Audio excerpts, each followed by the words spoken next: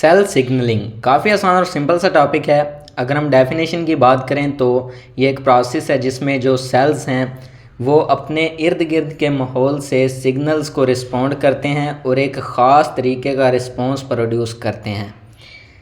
Molecular events कुछ होते हैं, उनके ज़रिए दो सेल्स के दरमियान जो सिग्नल हैं वो ट्रांसपोर्ट होते हैं एक सेल से दूसरी सेल की तरफ। नेक्स्ट अगर हम बात करें सेल सिग्नलिंग के स्टेप्स की तो पहला जो स्टेप है वो है जी सिग्नल रिसेप्शन। ये सिग्नल किस तरीके से रिसीव होते हैं। तो सेल सिग्नलिंग का प्रोसेस कब स्टार्ट होता है, जब एक मॉलिक्यूल जिसे लिगेंड कहते हैं रिसेप्टर के साथ आकर बाइंड करता है, जुड़ जाता है। रिसेप्टर्स क्या होते हैं, ये स्पेसिफिक प्रोटीन्स होती हैं, या तो प्लाज्मा मेम्ब्रेन के ऊपर मौजूद होती हैं या सेल के अंदर। हर एक रिसेप्टर स्पेसिफिक एक ख़ास लिगेंड के साथ काम करता है। जिस तरीके से इंसान की बॉडी में टेम्परेचर को सेंस करने के लिए और रिसेप्टर हैं, पेन को डिटेक्ट करने के लिए और रिसेप्टर हैं, टच को डिटेक्ट करने के लिए और रिसेप्टर हैं। अगर हम नेक्स्ट स्टेप की बात करें तो वो है जी सिग्नल ट्रांसडक्शन। इसमें क्या होता है, जब लिगेंड जो है वो रिसेप्टर के साथ जुड़ जाता है तो जो रिसेप्टर है अपनी शेप को चेंज करता है।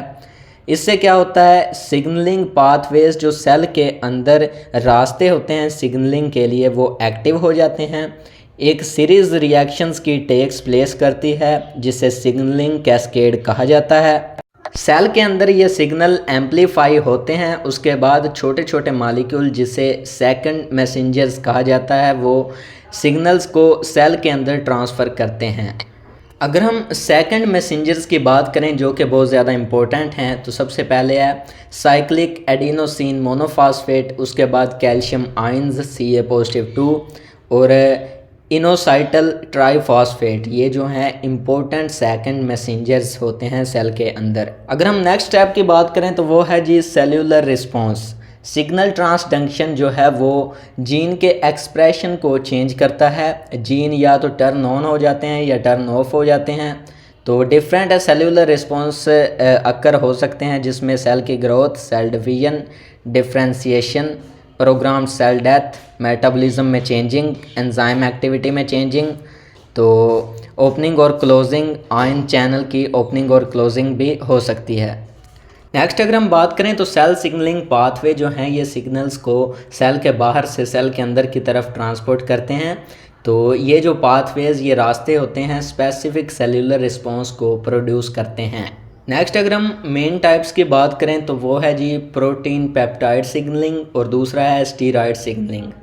अगर हम प्रोटीन या पेप्टाइड सिग्नलिंग की बात करें तो प्रोटीन और पेप्टाइड सिग्नलिंग जो होती है इनके जो मॉलिक्यूल्स होते हैं वो वाटर सल्यूबल मतलब पानी के अंदर हल हो जाते हैं, वो प्लाज्मा मेम्ब्रेन के अंदर से नहीं गुजर सकते।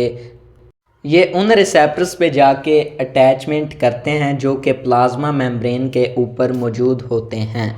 अगर हम प्रोसेस की बात करें तो सबसे पहले लिगेंड्स जो है मेम्ब्रेन रिसेप्टर के साथ बाइंड करता है मतलब जुड़ता है। ये जो रिसेप्टर है इसकी शेप में चेंजेस आते हैं तो रिसेप्टर जो है एक्टिव हो जाता है। इंट्रासेलुलर रिएक्शंस जो हैं वो स्टार्ट हो जाते हैं, मतलब वो रिएक्शन जो सेल के अंदर हैं। तो सेकंड मैसेंजर जैसा कि CAMP ये प्रोड्यूस होते हैं और सेलुलर रिस्पॉन्स अक्कर करते हैं। इसके अलावा इनके अगर इफ़ेक्ट्स की बात करें तो जीन के एक्सप्रेशन में ये चेंजिंग करते हैं, मेटाबॉलिज्म में ये चेंज करते हैं, सेल की ग्रोथ, सेल की डिवीजन, एपोप्टोसिस मतलब प्रोग्राम्ड सेल डेथ, ये इसके इफ़ेक्ट्स हैं। अगर हम बात करें तो जो स्टीरॉयड हार्मोन्स होते हैं वो लिपिड सोल्यूबल होते हैं। तो जो प्रोटीन या पेप्टाइड मॉलिक्यूल थे वो पानी के अंदर हल होते थे, लेकिन ये लिपिड्स के अंदर सोल्यूबल हैं, हल होते हैं। तो प्लाज्मा मेम्ब्रेन के अंदर से ये गुजर सकते हैं। उनके जो रिसेप्टर होते हैं वो सेल के अंदर मौजूद होते हैं। तो रिसेप्टर की लोकेशन की अगर हम बात करें तो या तो ये साइटोप्लाज्म में होते हैं या न्यूक्लियस के अंदर। अगर हम प्रोसेस की बात करें तो स्टीरॉयड जो हार्मोन्स हैं सेल के अंदर इंटर होते हैं। इंट्रासेल्यूलर मतलब सेल के अंदर जो रिसेप्टर्स होते हैं उनके साथ ये जाके जुड़ जाते हैं। रिसेप्टर और हार्मोन मिलके रिसेप्टर हार्मोन कॉम्प्लेक्स को बनाते हैं। ये जो कॉम्प्लेक्स है अगर न्यूक्लियस के अंदर पहले ही ये मौजूद नहीं तो ये न्यूक्लियस के अंदर जाएगा। कॉम्प्लेक्स जो है स्पेसिफिक मतलब एक ख़ास तौर की जो डीएनए सीक्वेंस होगी न्यूक्लियस के अंदर उसके साथ जाकर ये जुड़ेगा। जीन की ट्रांसक्रिप्शन जो है वो रेगुलेट होगी, तेज़ होगी। इससे क्या होगा, इंक्रीज़ और डिक्रीज़ इन जीन एक्सप्रेशन। अगर हम डिफरेंस की बात करें प्रोटीन पेप्टाइड और स्टीरॉयड सिग्नल में, तो प्रोटीन पेप्टाइड सिग्नलिंग जो है ये वाटर सोल्यूबल होते हैं, इसके बरक्स स्टीरॉयड सिग्नलिंग ये लिपिड सोल्यूबल होते हैं। तो ये प्लाज्मा मेम्ब्रेन को क्रॉस नहीं कर सकते, जबकि स्टीरॉयड सिग्नलिंग प्लाज्मा मेम्ब्रेन को क्रॉस करते हैं। रिसेप्टर्स जो होते हैं प्लाज्मा मेम्ब्रेन के ऊपर होते हैं, जबकि स्टीरॉयड सिग्नलिंग में रिसेप्टर्स जो हैं सेल के अंदर होते हैं।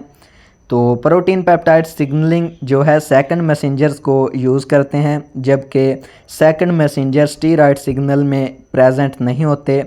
प्रोटीन पेप्टाइड सिग्नलिंग जो है ये फास्ट रिस्पॉन्स है और स्टीरॉयड सिग्नलिंग स्लो है लेकिन लॉन्ग लास्टिंग रिस्पॉन्स है।